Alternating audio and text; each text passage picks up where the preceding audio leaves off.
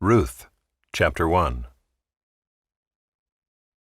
In the days when the judges ruled, there was a famine in the land, and a man of Bethlehem in Judah went to sojourn in the country of Moab, he and his wife and his 2 sons.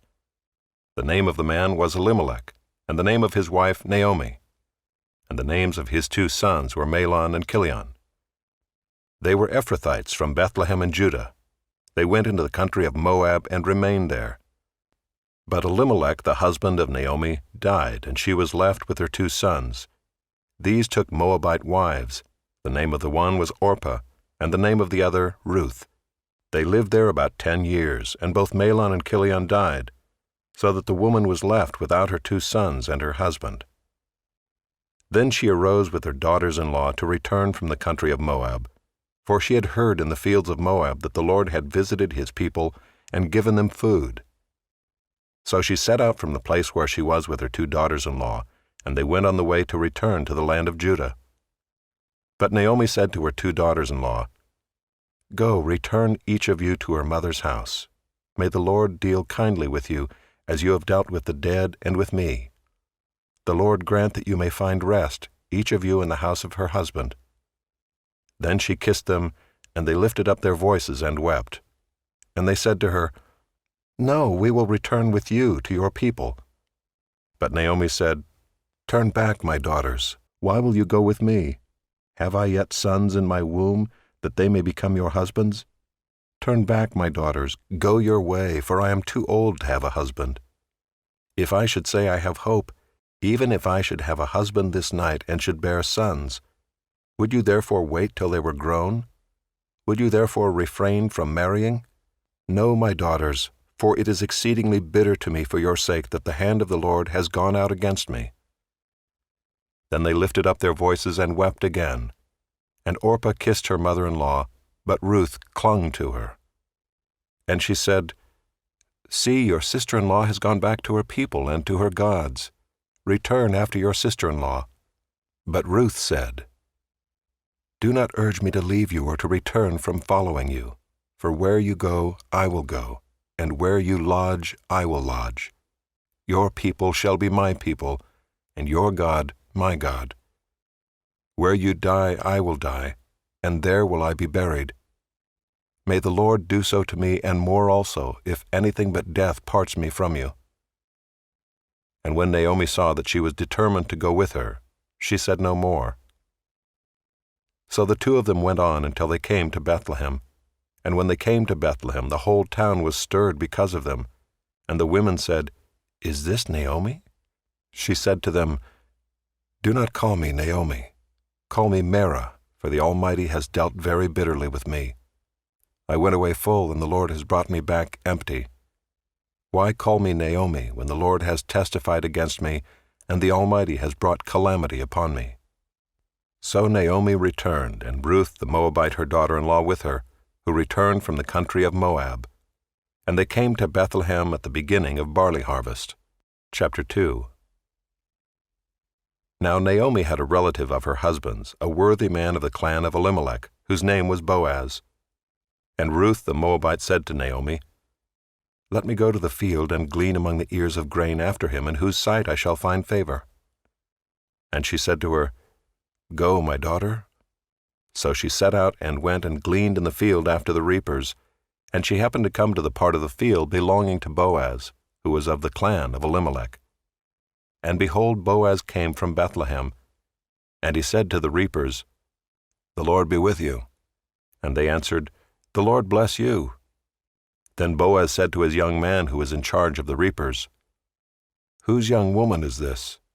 And the servant who was in charge of the reapers answered, "Oh, she is the young Moabite woman who came back with Naomi from the country of Moab. She said, 'Please let me glean and gather among the sheaves after the reapers.' So she came, and she has continued from early morning until now, except for a short rest." Then Boaz said to Ruth, "Now listen, my daughter. Do not go to glean in another field, or leave this one, but keep close to my young women. Let your eyes be on the field that they are reaping, and go after them. Have I not charged the young men not to touch you? And when you are thirsty, go to the vessels and drink what the young men have drawn." Then she fell on her face, bowing to the ground, and said to him, "Why have I found favor in your eyes, that you should take notice of me, since I am a foreigner?" But Boaz answered her, "All that you have done for your mother-in-law since the death of your husband has been fully told to me, and how you left your father and mother and your native land, and came to a people that you did not know before. The Lord repay you for what you have done, and a full reward be given you by the Lord, the God of Israel, under whose wings you have come to take refuge." Then she said, "I have found favor in your eyes, my lord, for you have comforted me and spoken kindly to your servant, though I am not one of your servants." And at mealtime Boaz said to her, "Come here and eat some bread and dip your morsel in the wine." So she sat beside the reapers, and he passed to her roasted grain, and she ate until she was satisfied, and she had some left over. When she rose to glean, Boaz instructed his young men, saying, "Let her glean even among the sheaves, and do not reproach her. And also pull out some from the bundles for her, and leave it for her to glean, and do not rebuke her." So she gleaned in the field until evening. Then she beat out what she had gleaned, and it was about an ephah of barley. And she took it up and went into the city. Her mother-in-law saw what she had gleaned. She also brought out and gave her what food she had left over after being satisfied. And her mother-in-law said to her, "Where did you glean today, and where have you worked? Blessed be the man who took notice of you."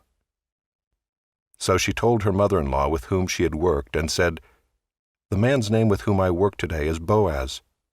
And Naomi said to her daughter-in-law, "May he be blessed by the Lord, whose kindness has not forsaken the living or the dead." Naomi also said to her, "The man is a close relative of ours, one of our redeemers."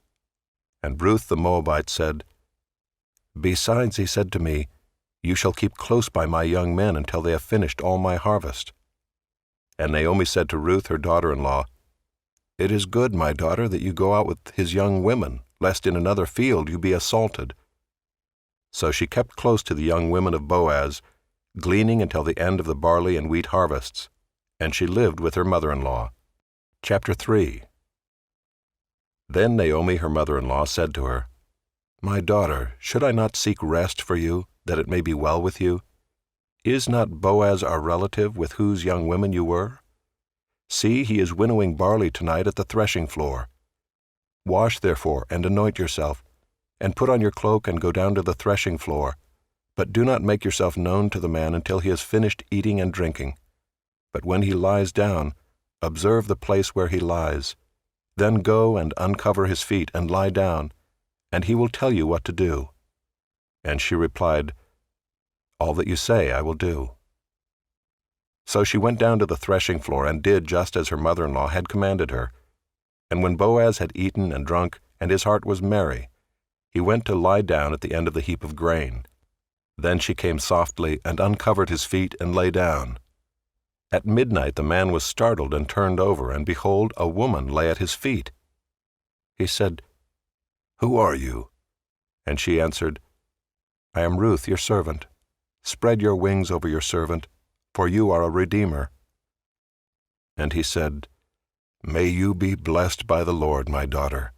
You have made this last kindness greater than the first, in that you have not gone after young men, whether poor or rich. And now, my daughter, do not fear.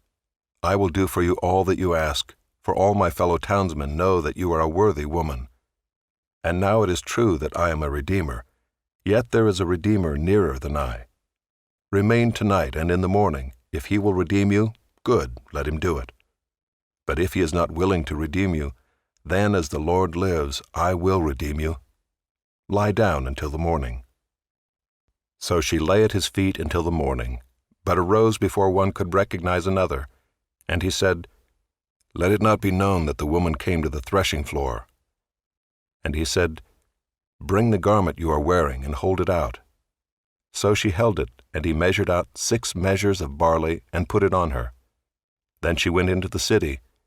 And when she came to her mother-in-law, she said, "How did you fare, my daughter?"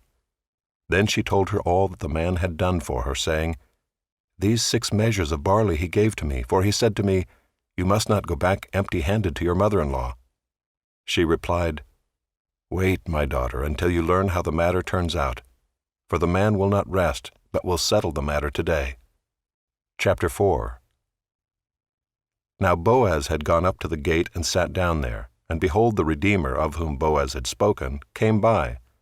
So Boaz said, "Turn aside, friend, sit down here." And he turned aside and sat down. And he took 10 men of the elders of the city and said, "Sit down here." So they sat down. Then he said to the Redeemer, "Naomi, who has come back from the country of Moab, is selling the parcel of land that belonged to our relative Elimelech. So I thought I would tell you of it and say, buy it in the presence of those sitting here and in the presence of the elders of my people. If you will redeem it, redeem it. But if you will not, tell me, that I may know, for there is no one besides you to redeem it, and I come after you." And he said, "I will redeem it." Then Boaz said, "The day you buy the field from the hand of Naomi, you also acquire Ruth the Moabite, the widow of the dead, in order to perpetuate the name of the dead in his inheritance." Then the Redeemer said, "I cannot redeem it for myself, lest I impair my own inheritance. Take my right of redemption yourself, for I cannot redeem it." Now this was the custom in former times in Israel concerning redeeming and exchanging. To confirm a transaction, the one drew off his sandal and gave it to the other, and this was the manner of attesting in Israel. So when the Redeemer said to Boaz, "Buy it for yourself," he drew off his sandal.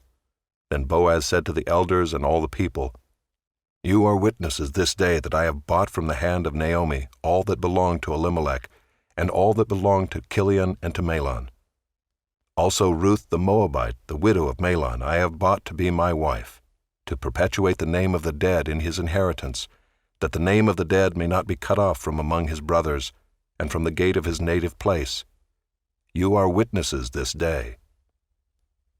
Then all the people who were at the gate and the elders said, "We are witnesses. May the Lord make the woman who is coming into your house, like Rachel and Leah, who together built up the house of Israel. May you act worthily in Ephrathah, and be renowned in Bethlehem. And may your house be like the house of Perez, whom Tamar bore to Judah because of the offspring that the Lord will give you by this young woman." So Boaz took Ruth, and she became his wife. And he went into her, and the Lord gave her conception, and she bore a son. Then the women said to Naomi, "Blessed be the Lord, who has not left you this day without a redeemer, and may his name be renowned in Israel. He shall be to you a restorer of life and a nourisher of your old age. For your daughter-in-law who loves you, who is more to you than 7 sons, has given birth to him." Then Naomi took the child and laid him on her lap and became his nurse. And the women of the neighborhood gave him a name, saying, "A son has been born to Naomi." They named him Obed. He was the father of Jesse, the father of David. Now these are the generations of Perez. Perez fathered Hezron. Hezron fathered Ram. Ram fathered Amminadab. Amminadab fathered Nahshon. Nahshon fathered Salmon.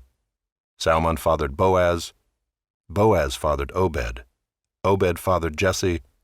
And Jesse fathered David.